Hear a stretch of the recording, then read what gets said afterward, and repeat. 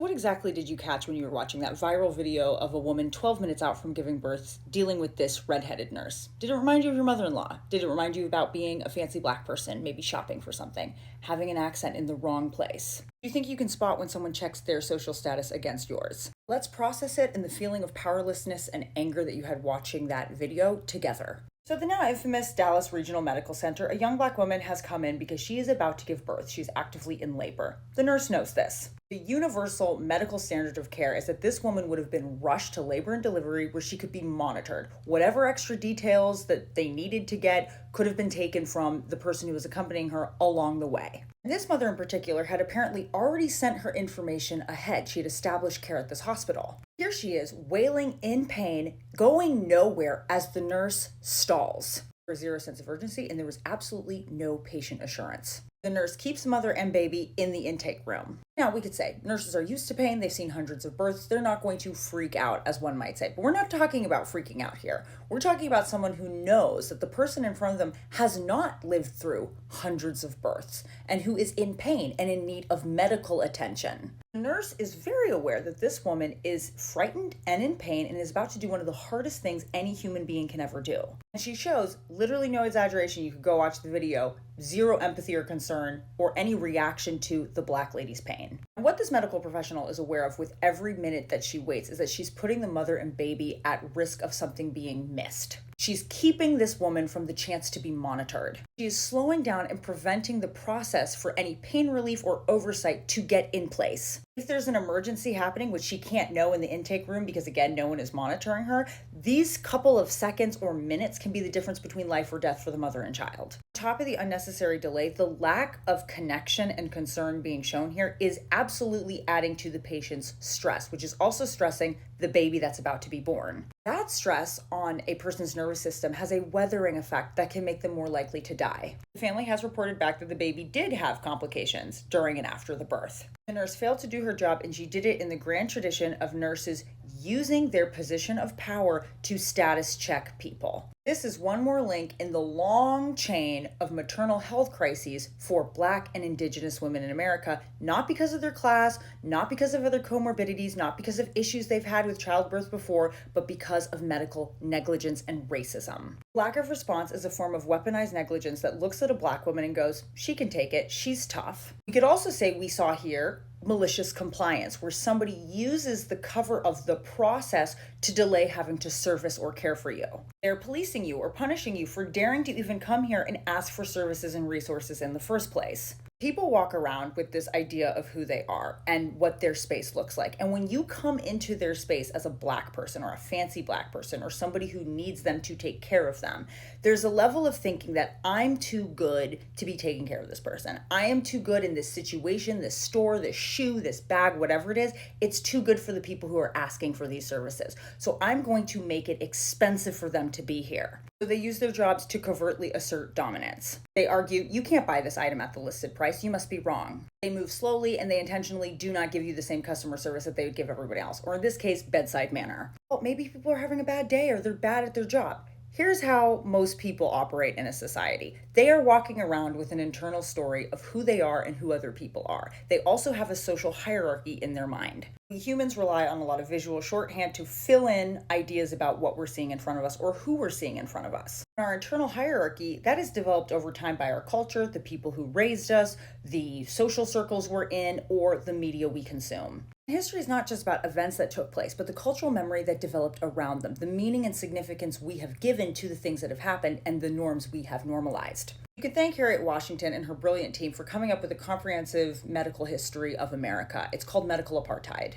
It explains how a place like the Dallas Regional Medical Center can hire someone like that and think that they don't have a problem. What we learn is that the entire birth and foundation for medical gynecology in America is through and because of enslaved Black female bodies. So many of the quick advancements in gynecology happened because you didn't need to ask for consent on women that you purchased and enslaved. You don't have to waste money on anesthesia or finding new people to keep testing this on because you can just keep testing on the same people you own. It wasn't just Black women. It was a way to continue to make money off of enslaved people who could no longer be squeezed for profit. So if you had someone who'd been injured because of your abusive work tactics, you could sell them for experimentation. This was normal. This just like a really cruel, bad chapter in a tiny section of American medical history? No, it was its foundation. And it wasn't 4 years before the Civil War and just a couple years after. It was multiple generations. To this day, there are people and families that are bearing the scars of recent decades of medical experimentation and unethical access to Black bodies. People that were tricked.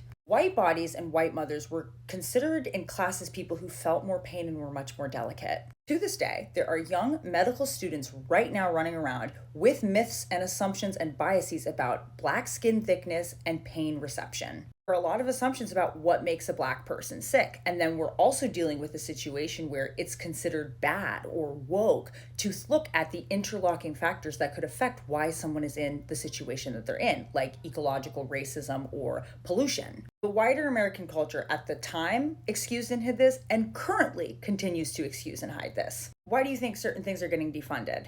This is why, with the same money, same healthcare, same hospital, a Black woman could walk into the same situation as a white woman and be 3 times more likely to die giving birth. It's not about genetics, it's about negligence. This slow-moving, dismissive care is procedural violence. Additionally, because enslavement was the economic power engine that could make the American economy the superpower it was, it depended on producing more enslaved people, which meant taking away, and never giving, I should say, reproductive freedom to Black women. To keep it profitable and to keep it cheap, you weren't necessarily worried about the maternal health conditions. You weren't necessarily looking over all of the labor and delivery. This is a huge part of why bodily autonomy is not the state's default position towards women or Black women. It's simply not profitable. So you have this huge group of people that's stewing in old ideas and new recycled ones about how it's Black and brown people who are lazy and taking their resources. It's immigrants who are the reason why there's a housing crisis. There's an infestation of certain kinds of people.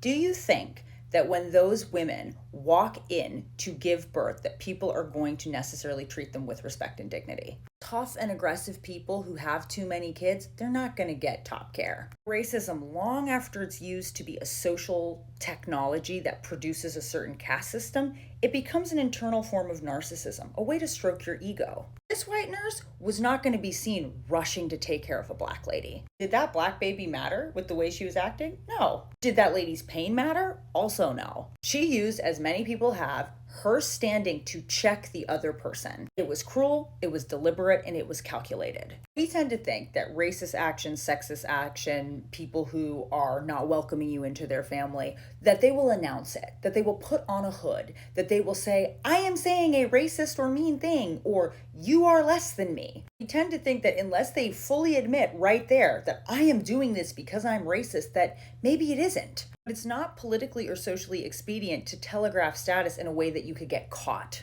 Because the point of this kind of behavior is not to be heard saying it. It is to get a certain outcome, to make you feel a certain way. How do we push back? We articulate what is happening to us. Because like James Baldwin said, once we articulate the situation, we're no longer the victim. We're a threat to that system. We support each other with doulas, birth funds, and looking for ways to fund community scholarships. We do what this grandmother did, which is film and share the story. Nurses at the Dallas Regional Medical Center and beyond might continue to see Black women as pests and problems. We know, like Lucy, Betsy, and Anakra, who are memorialized here, that Black women's bodies were the sites of so many solutions. This profession owes so much to the unimaginable horror and pain that those women endured. People who are watching their research be rolled back, people who have lost their mothers and their wives and their sisters and just human beings to this crisis know that there's no real moving on from this. But there is moving forward with an awareness of what came before us. What increased digital power we now have to call this out and hold people accountable. The ways we can come together to spot and articulate this behavior in all the different ways it occurs and call it what it is. To the Dallas Regional Medical Center, you have a nurse that is too dangerous to be around Black women. To the rest of us, get Harriet Washington's book and don't be afraid to stay woke. It could literally save your life.